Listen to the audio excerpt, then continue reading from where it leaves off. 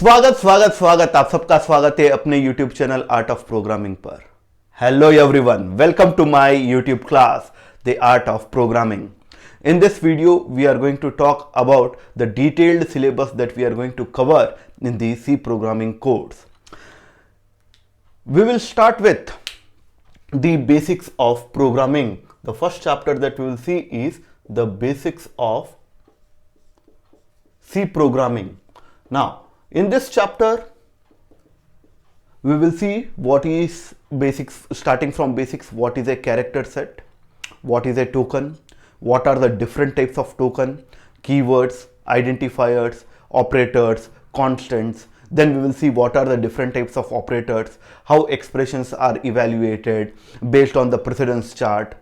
Then we are going to talk about the different data types, how do we create the variables, how do we print the messages using printf, how do we read the values of the variables using scanf, the formatted and unformatted input output statements.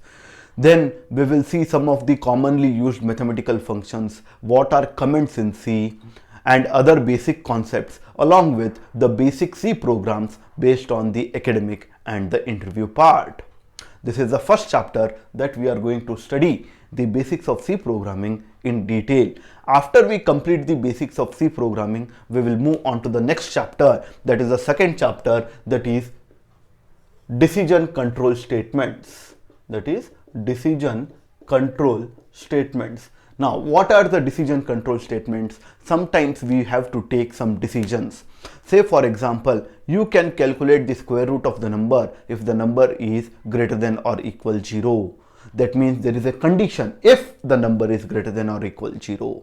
Like this, there might be different conditions, and based on the conditions we have to carry out certain tasks, and that we take in decision control statements. In this chapter we will study the if statement, the simple if else, that is also called as two-way selection statement, else if ladder, switch. Then we will have unconditional statements like break, continue, and go to. Each and everything we will study in detail, along with input output questions and along with the programming questions. Next, moving to the next chapter, the third chapter that we will study is the iterative statements.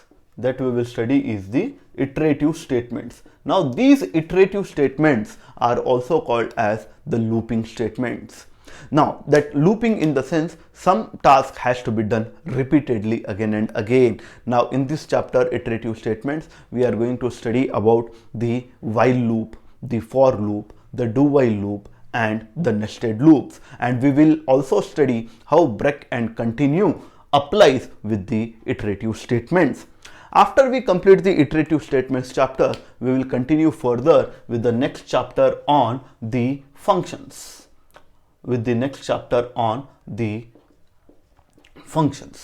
Now what is a function? That means some task which is being done repeatedly again and again. We need not write the code again and again. We will write the code once and use it multiple times. Now a function is also called as a subroutine which does this specific task. How to use function and why to use functions, we will study completely in this chapter, that is functions. After we complete functions, we will move on to the next chapter on the pointers. Now this pointer is something which holds the address of the variable. These pointers are a little bit faster in execution when you work these pointers with structures. We will see how pointers are declared, how pointers are accessed, why pointers are used, and how pointers can be worked with the functions. After we complete the chapter on pointers, we will move on to the next chapter, that is the sixth chapter on arrays. Now what is an array?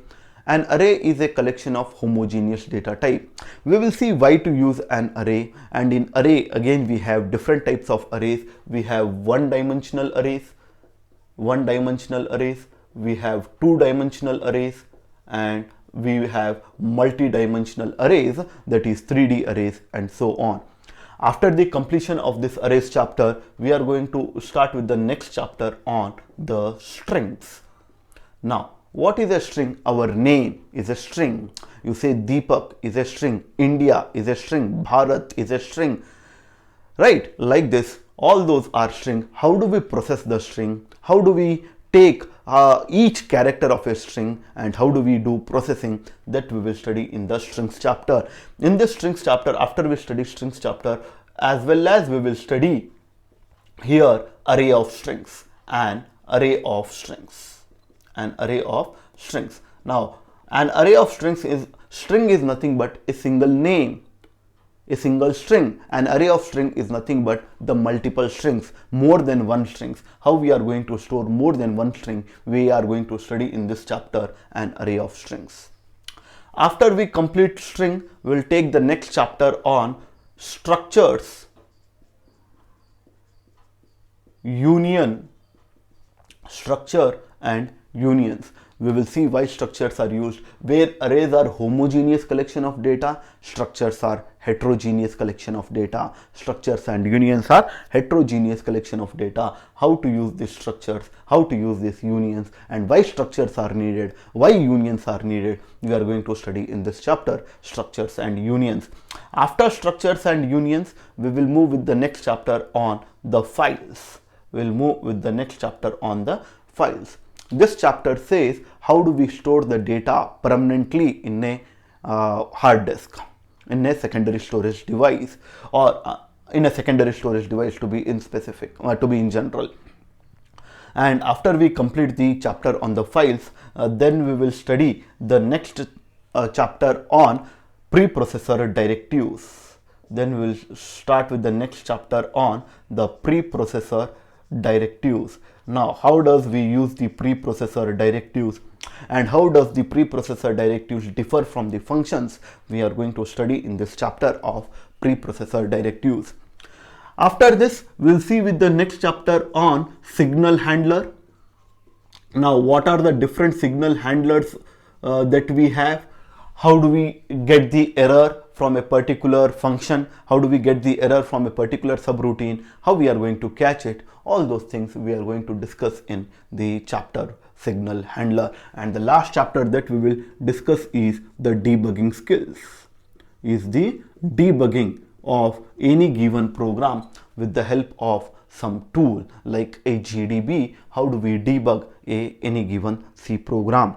So this is the detailed syllabus that we are going to do it, and each chapter will have the multiple subtopics, and it will have the quiz and the academic and interview questions along with the gate questions associated with that particular topic. So friends, thank you for watching this video. If you are new to this channel, please like the channel, subscribe to the channel and share the channel with your friends. Thank you for watching this.